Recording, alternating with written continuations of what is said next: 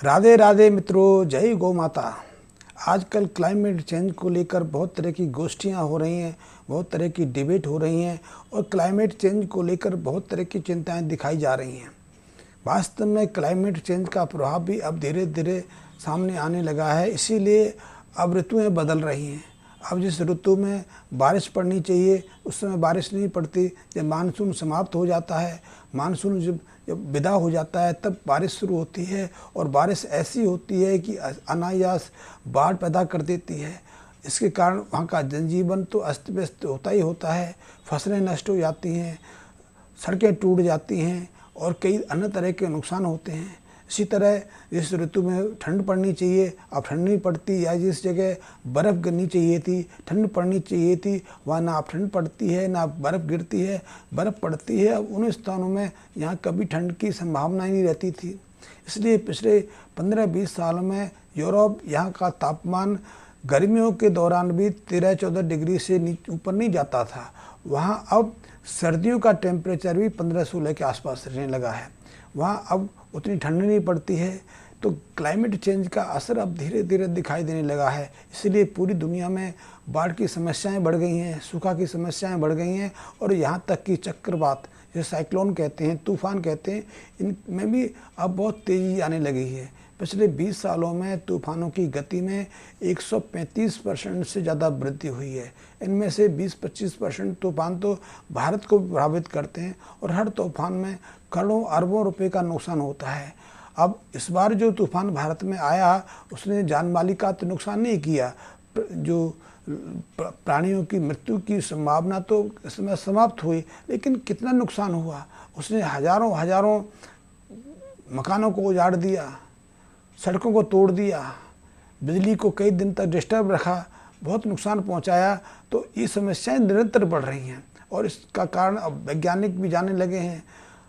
जो तंत्र है, जो सरकार हैं, वो भी अब पहचानने लगी हैं कि इस क्लाइमेटिक चेंज का मूल कारण क्या है। मूल कारण है अप्रत्याशित से इंडस्ट्रियलाइजेशन करना या फिर पॉल्यूशन फैलाना। और ये पॉल्यूशन ऐसा है जो हमारे हवा में जाता है।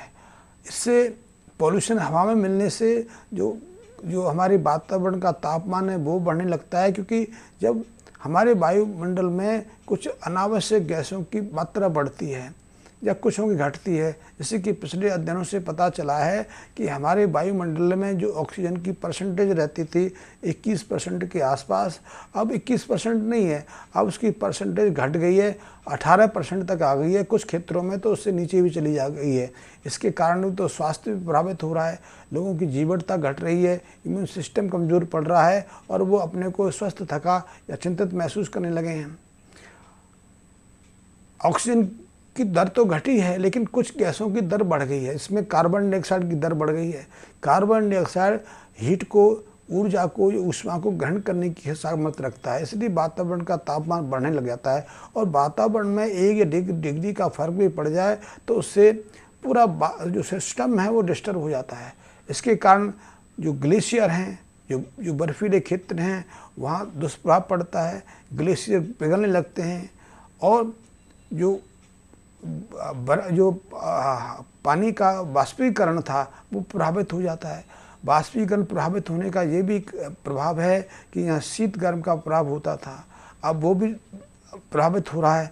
इसके कारण बारिश का सर्कल टूट रहा है और ऐसी समस्याएं धीरे धीरे बढ़ रही हैं। इसके कारण पूरा संसार परेशान है और इसका हल खोजने की प्रयास कर रहे हैं कि किसी तरह से कार्बन डाइऑक्साइड की दर को घटाया जाए। कार्बन डाइऑक्साइड के लिए सीधा मानते हैं कि ये या तो पशुओं के गोबर के साथ में निकलती है या जो ईंधन का प्रयोग करते हैं उसके माध्यम से निकलती है। पेट्रोल के माध्यम से भी काफ़ी मात्रा में कार्बन डाइऑक्साइड, मीथेन और दूसरी विषाक्त गैसें वातावरण में जाती हैं। तो ऐसा प्रयास हो रहा है कि इस कार्बन डाइऑक्साइड को, इस प्रदूषण को रोका जाए, लेकिन उनके वश में नहीं है, क्योंकि जिस मूल कारण है उस पर तो वो जाती नहीं है। तो मेरा सुझाव है कि यदि क्लाइमेट को नियंत्रण करना है, यदि वातावरण को फिर से शुद्ध करना है या ऋतुओं के चक्र को रोकना है। वैसे ये इतना सहज नहीं कि पूरी दुनिया में 7,000 से ज़्यादा बड़ी पॉपुलेशन है, उसमें से कुछ लोग इतने प्रभावशाली हैं कि उनके ऊपर कोई कानून, कोई भी संविधान लागू नहीं होता, वो स्वेच्छाचारी हैं। तो ऐसे में ऐसे प्रयास निकाले जाते हैं सरकारों के माध्यम से कि प्रदूषण को रोकने के लिए, वातावरण को का तापमान रोकने के लिए, कार्बन डाइऑक्साइड का प्रोडक्शन रोकने के लिए वृक्ष ज़्यादा मात्रा में लगाए जाएँ। वृक्ष लगा के कार्बन डाइऑक्साइड को काफ़ी मात्रा में सूखा जा सकता है। लेकिन हालिया अध्ययन पता चला है कि कार्बन डाइऑक्साइड से ज़्यादा तो विषाक्त मीथेन गैस है। इस मीथेन गैस की उत्पत्ति काफ़ी मात्रा में हमारी जो एलपीजी होती है, जिसे हम रसोई घर में प्रयोग करते हैं, उससे हो जाती है। इसलिए बहुत देशों ने अब इस पर भी गंभीरतापूर्वक सोचना शुरू कर दिया कि जिस एलपीजी का प्रयोग हम रसोई गैस के रूप में करते हैं वो भी हानिप्रद है।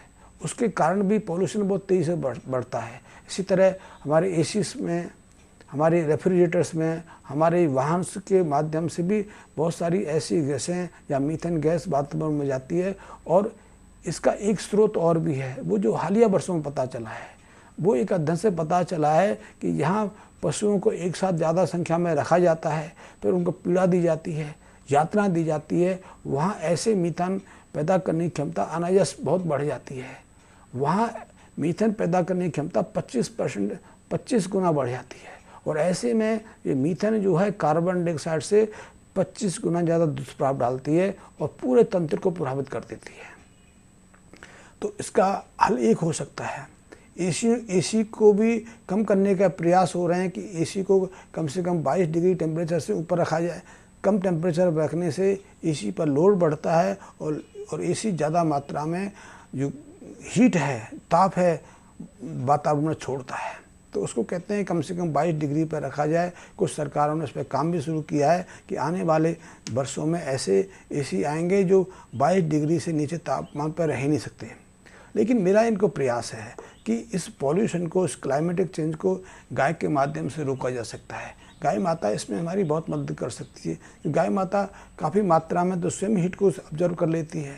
फिर गाय का जो दिव्य है गुण है, दिव्य गुण ये है कि गाय माता जो त्याग करती है मूत्र के रूप में, गोबर के मूत्र में रूप में, वो काफ़ी हमारी मदद कर सकता है। इसलिए आपको वृक्षारोपण की आवश्यकता नहीं है, आपको वृक्ष रोपने की आवश्यकता नहीं है। वृक्ष रोप के आप जंगल नहीं लगा सकते, वृक्ष रोप के आप सौंदर्यीकरण कर सकते हैं। कुछ ऐसे पेड़ों को तो पाल सकते हैं जो देखने में सुंदर हों, लेकिन उसके माध्यम से हमें कोई ऐसी सामर्थ्य नहीं कि हम जंगल खड़े कर सकें। जंगल स्वतः खड़े होते हैं। यहाँ मनुष्य का आवागमन जाना रुक जाए, मनुष्य का जाना रुक जाए, वो स्थान स्वयं ही वन का रूप, जंगल का रूप ले लेता है। आप अक्सर देखते हैं, आपका कोई प्लॉट है, कोई जगह है, वहाँ आप 4-6 महीने जाना बंद कर दीजिए, वहाँ किसी को मत जाने दीजिए, उसकी बाउंड्री बना दीजिए। वहाँ आप देखेंगे 6 महीने के अंदर अंदर एक छोटा जंगल खड़ा हो जाता है। वहाँ हर तरह के वृक्ष वनस्पतियाँ उगाती हैं। तो जंगल अपने आप पैदा होता है। आप पार्टिकुलर किसी खास प्रजाति के पेड़ों को लगाओगे तो उससे जंगल निर्मित होने वाला नहीं है, वो प्राकृतिक संतुलन को बिगाड़ने वाला है। तो ऐसे में सरकारों को प्रयास करना चाहिए कि प्रयास ये करना चाहिए कि किस जंगलों के किसी क्षेत्र को सीमित कर दें, वहाँ लोगों के आवागमन छोड़ दें। वहाँ सिर्फ गोचर गाय पालक अपनी गाय लेके जाएं, जब वहाँ 2-4 दिन रहें। उसके माध्यम से क्या होगा कि 4-6 दिन वहाँ गाय विचरण करेंगी, चरेंगी, तो काफ़ी मात्रा में घास फूस तो सेवन करेंगी। घास फूस के अलावा वो काफ़ी मात्रा में गोबर त्याग करेंगी, मूत्र का त्याग करेंगी। और गाय का गोबर और मूत्र तो एक दिव्य औषधि का काम करते हैं। वो वहाँ की जो ज़मीन है उसको उपजाऊ बनाएंगे, उसमें कई तरह के ऐसे जीवाणु और रसायन छोड़ेंगे जो वहाँ की मिट्टी की उर्वरता को बढ़ा देगा। इससे वहाँ एक तो पानी का जो लेवल है, ज़मीन का जो पानी का लेवल है वो ऊपर आना शुरू हो जाएगा। दूसरा, जो बारिश का पानी है काफ़ी मात्रा में वहाँ संचित होगा और ज़मीन की परत में जाना शुरू कर देगा। तीसरा, गाय के चरने से, गाय के गोबर से वहाँ की जो मिट्टी है, वहाँ की जो मृदा है इतनी उपजाऊ हो जाएगी कि वहाँ हर तरह की वनस्पतियाँ सहजता से उग पाएंगी। और यदि वहाँ मनुष्य नहीं जाएगा तो वहाँ ऑटोमेटिकली स्वभावतः बहुत तरह के बीज आदि के साथ में पक्षियों के माध्यम से, जीव जंतुओं के गोबर के माध्यम से वहाँ आके अपने आप अंकुरित होनेंगे और वृक्षों का रूप लेने लगेंगे और एक वृक्ष के माध्यम से दूसरे वृक्ष पैदा होने लगेंगे। तो देखेंगे कुछ वर्षों के अंदर जो रेगिस्तान सा बन गया है, यहाँ पौधों की कमी हो गई है, यहाँ जंगल समाप्त हो गए, वहाँ स्वतः घने जंगल पैदा हो जाएंगे। जंगल पैदा करना एक अलग चीज़ है वहाँ की पूरी मिट्टी चार्ज हो जाएगी, पूरा क्षेत्र चार्ज हो जाएगा। इससे ज़मीन का जो पानी लेवल है ऊपर उठेगा। वहाँ कई तरह के वनस्पतियों के साथ में कई तरह के जीवाणु विषाणु वहाँ विकसित हो जाएंगे, जो वहाँ की जो मृदा है उसको इतना उपजाऊ बना देंगे, और इससे क्लाइमेटिक चेंज की जो समस्या है वो सहजता से नियंत्रण हो जाएगी। क्योंकि गाय काफ़ी मात्रा में तो हीट को स्वयं ऑब्जर्व कर लेती है। गाय एकमात्र ऐसे प्राणी है जो धूप में भी सहजता से रह लेती है। अन्यथा सारे पशुओं को धूप से बचने के लिए छाया का सहारा लेना पड़ता है। कुछ पशु तो ऐसे हैं धूप से बचने के लिए पानी या कीचड़ का सहारा लेते हैं, लेकिन गाय एकमात्र ऐसा पशु है जिससे धूप से ज़्यादा परहेज नहीं। धूप में बैठकर तो वो अपने शरीर को चार्ज करती है, और इसके माध्यम से उसके खून में, उसके शरीर में कई ऐसे रसायन पैदा होते हैं जो अद्वितीय हैं, जिनकी तुलना किसी और प्राणी से नहीं की जा सकती। तो गाय के माध्यम से हम ऐसे क्लाइमेटिक चेंज को सहजता से नियंत्रण कर सकते हैं। और इसके बारे में